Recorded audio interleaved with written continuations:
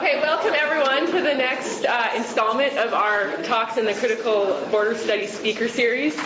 Today we are going to have a talk by Ulrich, who is my colleague in the Geography Department, and Ulrich also is affiliated with the Canadian Centre for German and European Studies, and so we are looking forward to his talk. His research focuses in general on critical geopolitics in Europe, cross-border cooperation, and he looks as well at Eastern Europe. And he's currently finishing a project on critical geopolitics of current Baltic pipeline debates, and as well as a second project on Cold War youth meetings between the U.S. and USSR. Today he is going to be talking to us. He's going to be giving a talk that I think might rip the rug out from underneath us by asking, can there even be a critical border studies? So please join me in welcoming Ulrich. Yeah, thanks for welcoming me. So I've been working on borders for quite a while. Did my PhD on German-Polish relations, German-Polish cross-border issues. I've been working on these more larger-scale projects that Libby just pointed out. Geopolitical issues. But this question of critical border studies is one that has been keeping me busy. And what I'm going to do now is actually I'm going to be going back a bit. My talk will be based on a talk that I did, I think in 2005 or so. Okay, when I was already giving a talk on the question. I think the title at that time was "What are the limits of border studies as a critical practice?" Okay, so that's something that's been occupying me. First of all, I'll try to have a look at some of the things that I think have been going on in border studies, and I should say that I speak from a European, an EU European perspective. Okay, it's different from a North American perspective. What's happening in border studies in Europe is different from what's happening in border studies in North America. And I think that's a very interesting conversation that needs to be made. So that's the first thing I do. The second thing I'll look at is the question of critique in border studies. Okay, because that's something that's been happening just in the last couple of years. That there have been a couple of discussion papers, commentary pieces that have this title somewhere, critical border studies, like this lecture series does. So that's something that I'd be interested in, whether there's something, what kind of critique are we looking at in critical border studies? What's that critique? And that's nothing that I'm going to provide a full answer to this question. That's something we'll have to talk about, and we'll have to come up, I think, in the future with, but not right now. And then finally, I'll talk a bit about what I think, what's the relation between criticism and activist research, activist border studies. Is there something? Can there be something like this? What does it mean for border studies? What does it mean for activism? Now, when we look at the European debate, that's a debate that's influenced the global debate on borders significantly since the 1990s. You see the rise of a discipline that considered itself to be new border studies. Okay, border studies that is different from old border studies, that is better, that is morally superior, that is politically better than old border studies. And what we see when we look at this discourse on new border studies, the key publications of these new border studies, this is what I was warned about, isn't it? That there's some kind of configuration. doesn't matter. So, new border studies, what does it say? What did it say in the 90s? So, from conflict to harmony in border landscapes. This is actually a paper from the late 1980s. We have fences and we have neighbors, and it's a somehow postmodern world, and we're looking at border narratives, constructions. So one of the key topics was, first of all, that borders are no longer for separation. Borders are now for connection, for cooperation, for getting together. Secondly, borders are constructed. Okay, that's something that was also one of the key themes certainly in European border studies, but also across the world in the 90s. Borders are not natural, are not somehow pre-given or so, but borders are constructed, socially constructed, culturally constructed, are also in flux. So we need to look at them as narratives, identity issues, these kinds of things. So what happened in the 1990s and the early 2000s, I'd say, and you see this still going on. Oh, we think we can.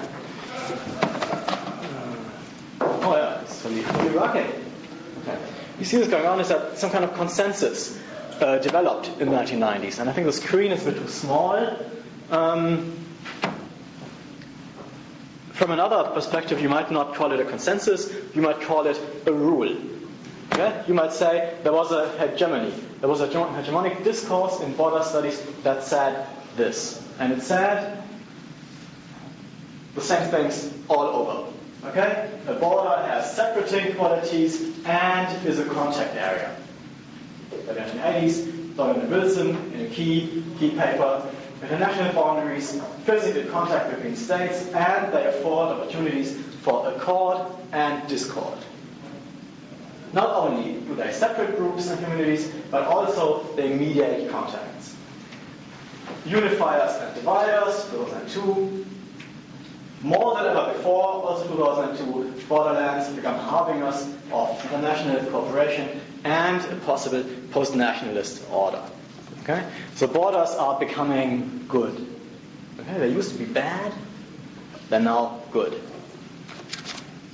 Bringing people together. So that's one of the things that shifted in the 1990s, early 2000s. Very much so in the European debate. There's something else that shifted in the European debate.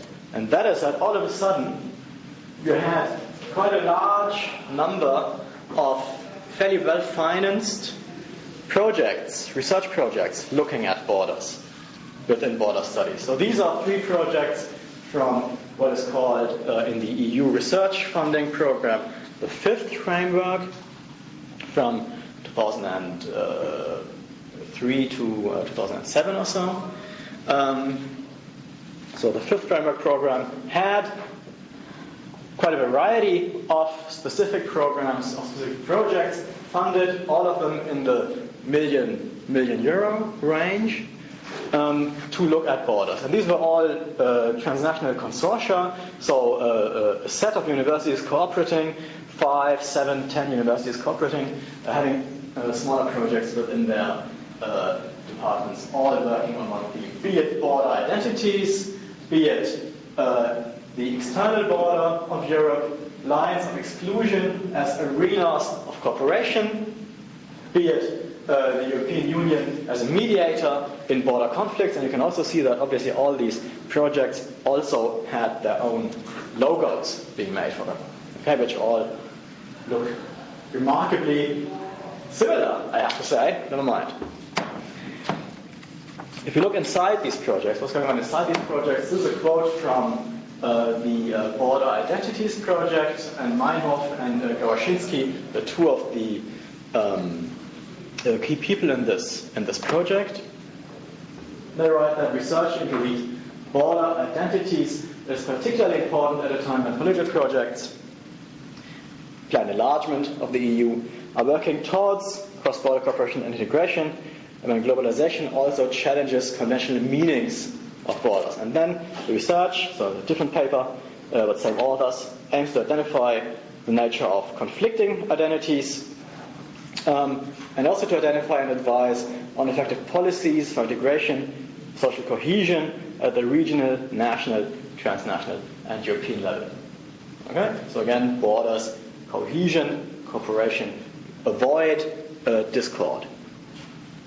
Now, FP7, the current framework going on. Now this is again FP6. We are now in FP7. FP6 again had another variety of border research, basically more or less by the same people who came up with a follow-up project, searching for neighbors, a follow-up project on border identities, EU dimensions, follow-up project on ex linear, same people, same consortium, cross-border cooperation and entrepreneurship development. This is some kind of an upstart consortium, you might say, who had not managed to get a project in the first round of FP5. Now they've got a project of FP6. So again, developing political community through practices and discourse. Obviously, borders are constructed of cross-border cooperation. Cross-border cooperation for entrepreneurship, same kinds of themes that we're finding here. So we see this changing landscape of large-scale research in Europe on borders. And you can imagine that these kinds of projects employed a very large number of people, of graduate students, of postdocs, professors who could buy out from teaching and focus on the research. Publications were funded in these programs. So if you look at border research, I haven't done a calculation, but I'd say that if you look at European border research, I'd say that probably at least 50% of the research output on border studies in Europe comes from large-scale EU-funded projects. From this logic. What also happened was that there was a new landscape of institutions emerging. There were older institutions around. For example, the originally North American Association for Borderland Studies. Originally, it was established in the 1970s. Originally in the United States, now with a global role. And then another old school institution, IBRU, at the University of Durham in the UK. Old school border research institute, their main job is to do consulting to, say, petroleum prospectors about what country they're actually drilling in, whether their claim sites are actually within the country they have a treaty with, and so on. So basically that's their bread and butter as border consultants, but they're also moving into EU territory. Then we have new establishments. We have, for example, the Center for Border Studies at the University of Glamorgan, and that's just a small set of this new institutional landscape. Okay, so Glamorgan, not sure if you know the University of Glamorgan. Glamorgan is north of Cardiff in the UK. The University of Glamorgan is a former, it's not even a polytechnic. In the UK you have this two-tiered system with the universities and the former polytechnics, and the University of Glamorgan would have been more like a local college or so. But they got a grant from the British government to establish a Center for Border Studies in the early 2000s, 2003 or so. Then we have, for example, the Nijmegen Center for Border Research that has catapulted Nijmegen onto the scene of European cultural political geography. It used to be pretty much a non-existence in European terms. Nijmegen is now a name because it managed to get hold of these large-scale EU projects, because they managed to get a foot in the door in border research. And then we have, for example, at the institution that I was at before I came to Canada, in Chemnitz at the German-Czech border. You have what they call the Saxon-Czech higher education association also, which aims at cooperation between universities in Saxony, so Southeast Germany and the Czech border region. And I think I should also add that I'm clearly a part of this. Okay, so I've been to all of these conferences. I've been to all of these institutions. These are all friends of mine. I was in Chemnitz. I was funded. Did receive a bit of funding from, for example, this institution here. So it's not like this is something that I'm somehow not a part of or anything. But there's this new institutional landscape of new actors in border research. And there are new incentives. This is the work program of the EU current, FP7 it is now, if I'm not mistaken.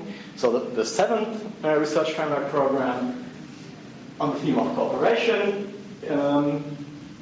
Activity 8.4, Europe in the world. Area 842, conflict, peace and human rights. And then we have a topic for a large-scale integrating project addressing an important societal challenge, SSH 2011 4.2/1, the evolving concept of borders. And this is a call for proposals for this large-scale research project. Minimum funding for this project is 6.5 million euros. Okay?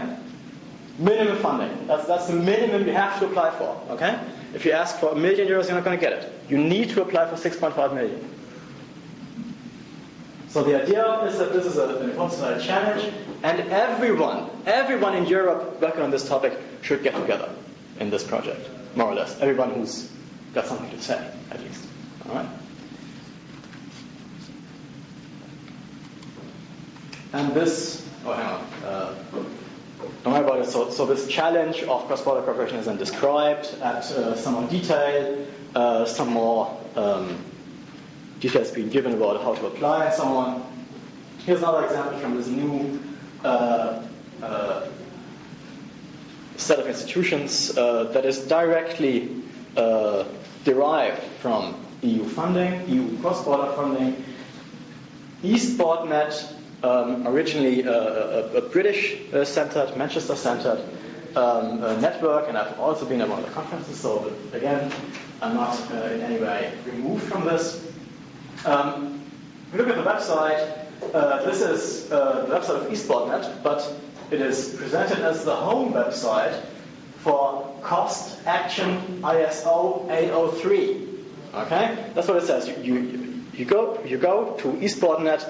It is you're told that this is ISO 803. Cost ISO 803. And Cost ISO 803 is an EU program, EU funding program, has a specific mission, reducing the fragmentation of European research, opening the European research area to cooperation worldwide, and contributing to the construction of this transnational European research area for European research to become excellent mobile researchers, a bridge beyond the EU to other countries. So here's a direct impact of EU funding. Research comes only into being because there is funding for it, okay? Because it's desired by the funding agencies. If you look at the wider discourse, I've only got a couple of quotes here. This is from a previous Polish Prime Minister. Euro regions are an essential element of Polish-German cross-border cooperation.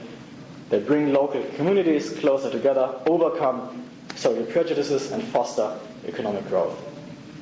So, landscape of cross-border cooperation, these areas are meant to put in project applications for funding cross-border cooperation.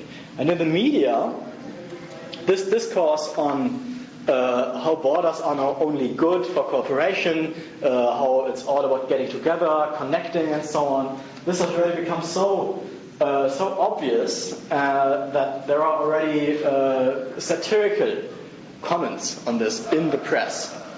Like this one, for example. Fortunately, there is a bridge, okay?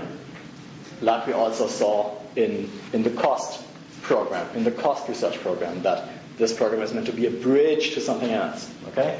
Fortunately, there is a bridge. What else? Good politicians, academics, and other experts have drawn upon in the festive speeches in Frankfurt Oder and Słubice, if not on this construction that connects to river banks, to states, to cultures, East and West European trade, indeed, basically, somehow, everything. Okay? So there's already a satirical remark on how dominant the whole theme of borders are now only for cooperation, we need to get together, form a European framework, neighbors, and so on and so on. So new border studies, what seems to be a consensus position, we call it hegemony, new institutions and centers, new funding structures, and very large research projects. A considerable research output, I would say almost monopolizing research. Now this is new. This is new border studies. But how is it different from old border studies? So if it's new, there must mean something old. Okay? Now what's this old border studies that new border studies is so different from? Let's look at some of the examples of old border studies. Pioneered, you might say, in Germany, German geopolitics, Haushofer, infamous German geopolitician, borders as areas that obviously need to be defended, giving geopolitics a bad name for decades to come. Borders as imperialist tools, more or less. But if we look through some of these old border studies, and I would say if we look through most of this old border studies, what we see is something quite surprising. Hank, who at that time was the director of what is now Humboldt University, German geographer, at that time the most important German geographer, in 1917, at the height of the First World War, had his inauguration speech as president of Humboldt, at that time Kaiser Wilhelm University, and chose to speak about political boundaries at this time.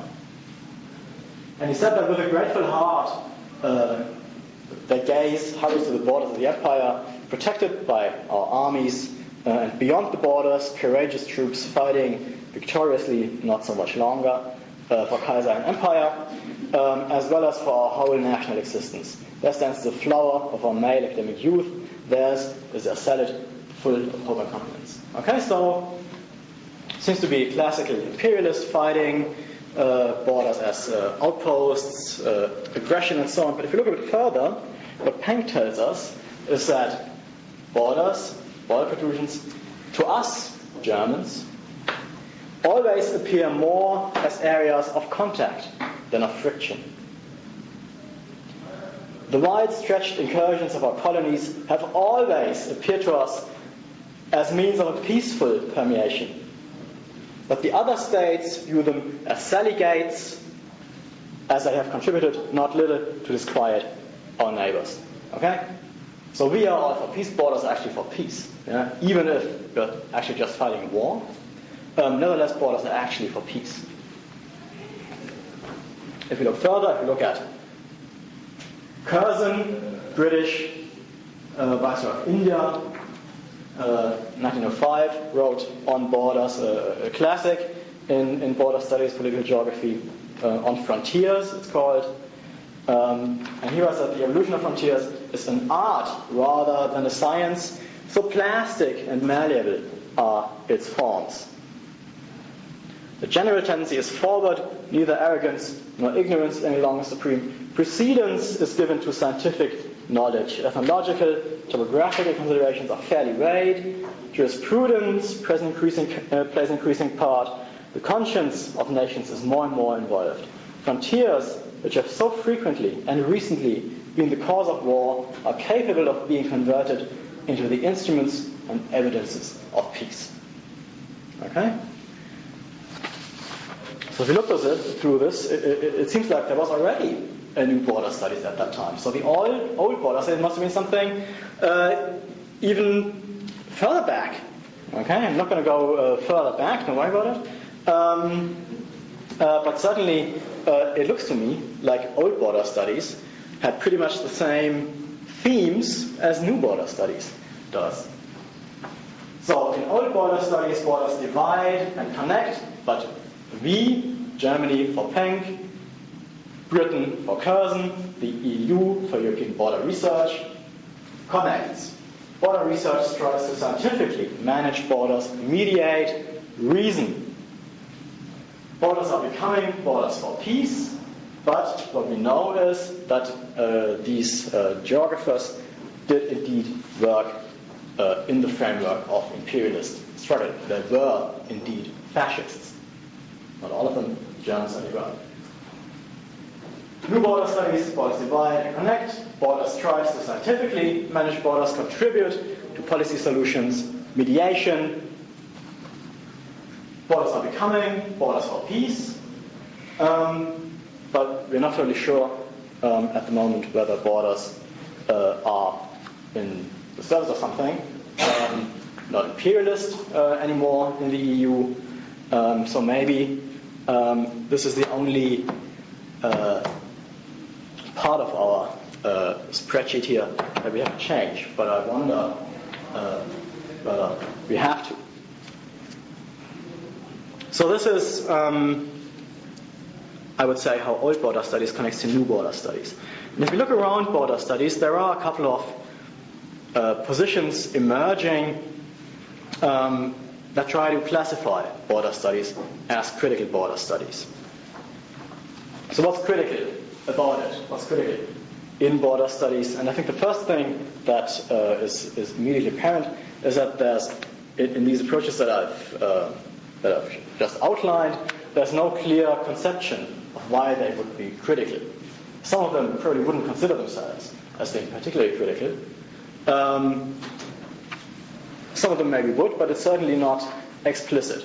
Okay? We're not being told what's critical about it, although there is a kind of critical ambition in there by saying that we are new. Okay, there's something new, it's better than the old. Yeah. So this is ambition, but I'm not totally sure about what the conception of criticism in this is. It's already been criticized itself. So here's a quote already from the mid-1990s about the border, not so much about actual applied cross-border studies, more about some of the cultural work about it by Minha, the condition of the border, a place so widely and readily referred to in the last few years, that it already runs to the risk of being reduced to yet another harmless catchword expropriated and popularized among progressive thinkers. So saying that something is somehow bordered, bordering, debordering or so already makes it sound almost as if it is critical, what you're doing.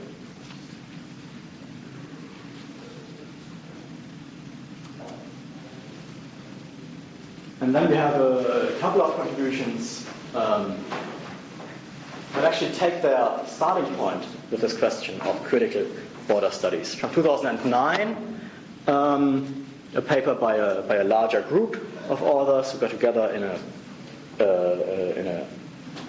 a workshop in Denmark, I think, Lines in the Sand, plots an agenda for critical border studies. And the starting point of the Lines in the Sand program is expressed in the title, the idea of lines in a shifting medium. So they're already outlining an agenda for critical border studies.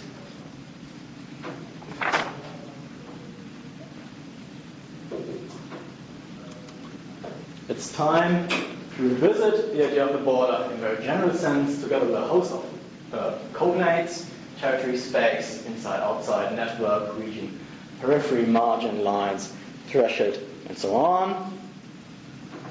And then we go through the research program, or this agenda for critical border studies. And here are a couple of parts of this agenda. There's one. Has anyone seen this paper towards the agenda of critical border studies? No? Okay. So it has a list of topics and basically suggestions of the kind of research that could or should be done, the inspirations that could be drawn from these points. So point one is the seductive charm of the border. Then there's a couple of other points, alternative topologies, ontologies, epistemologies. Theorizing borders as experiences is another one of these points, and another point again is space-time, the space-time of borders, marginality, center-periphery, and core margin relations are important enduring tropes in the experience of borders. So considering the border as somehow marginal might open up something. Locus of strategic potentially possibility, where the very possibility of transgression and resistance resides. So now the border has become, again, after the criticism already of the 1990s, Minha and so on, the border, this site that is automatically critical. Okay? This is where resistance is, this is where transgression is. It must be at the border studies, basically in a sort of tautological circle justifying itself as critical. Just earlier this year, there was a paper in the Annals of the AAG by Harold Border from Ryerson. And the paper was titled Tautological Geography of the Border Engaging the Dialectic of Practice and Meaning. Now, Harold does actually go much further in his paper. He does attempt to develop this idea of what he means by criticism and how that matters for border studies. What that means for critical practice, what it means for construction, thinking of borders, and he finishes by saying. The task for critical geography is twofold. It must continue to affirm the impossibility of fixing the meaning of the border. So it's unstable, cannot be unified, cannot be subsumed under some kind of coherent concept. So this is, in a way, again, reaffirming that it is the border is somehow this critical place in itself, changing things by itself. A second point, he goes on to say that we can actually we can recognize this incompleteness and can engage with the imagination of the border. And this inclarity of the border again provides us with an opportunity to provide to articulate previously unrecognized aspects as interventions in the border dialectic. Okay, so again, it's the border in itself that is somehow critical. We still haven't gotten so much closer to a conception of why exactly border studies would be critical, apart from that borders in themselves are somehow critical. One of the things that I find quite interesting in a North American context is that it seems to me like there's certainly at York, that's the case. There seems to be a greater interest in being at the same time activist and a critical researcher. Now, it's not something that's totally unheard of in Europe. I think it's more done here. Here's a couple of examples from. In this case, German activist border camps. One at the German-Polish border, one in Frankfurt. Oh no, this was not in Frankfurt, this was in Cologne. Under the framework of no one is illegal. So So I've actually been to these, participated in these. So the question I think we need to talk about just finally, just a very small set of remarks here to conclude this. What's this relation between activism and border studies? Okay. I think it's actually nothing that needs a great degree of theorizing in itself. I think as an activist, you're probably just fine fighting oppression. You don't need a gun to fight oppression, probably. Nevertheless, it's something that, if you want to think about it, if you want to think about activist academics, you still need some kind of theory of criticism, of critical academic endeavor. And there's not so many of them around. Okay? And one of them that's around is the people who coined the phrase, okay, critical theory.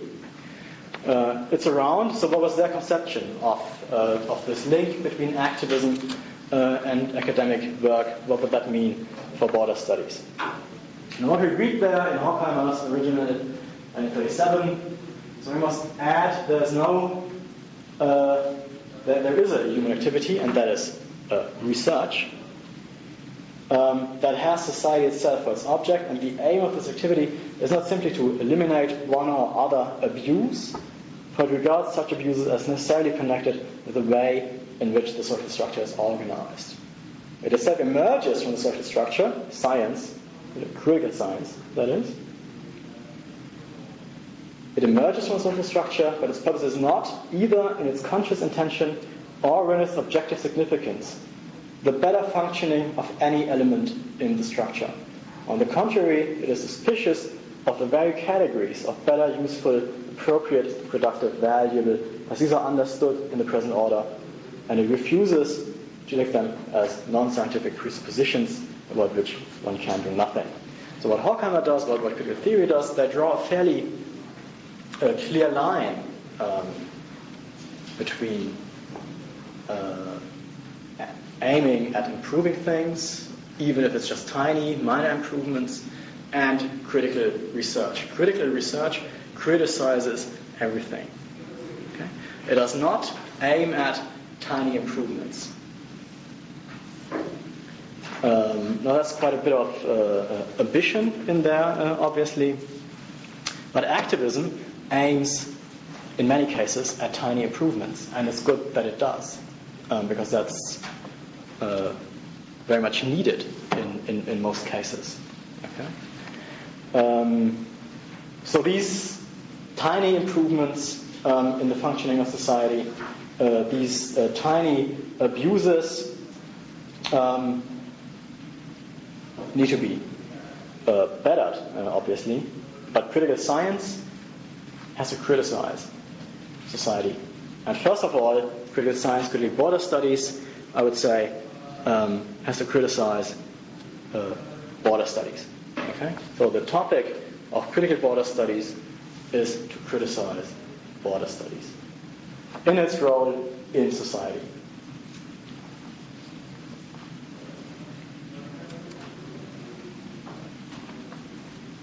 Because academia, because the context of critical border studies is not critical in itself. The context of border studies is capitalist, it's state-funded, it's state-driven, in the EU certainly much so, it's state-controlled. The state establishes border research in the EU. It creates the whole set of institutions that do border research in the EU, and that's the context of border research in the EU. So there cannot be a critical position within this. There can only be criticism of this.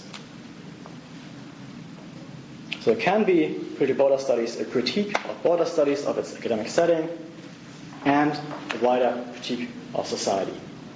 So border studies in itself can only be this very limited critique, I would say. But these are maybe a few points that have become maybe a bit more provocative than I was meaning to be, but this is where I finish Thank you very much.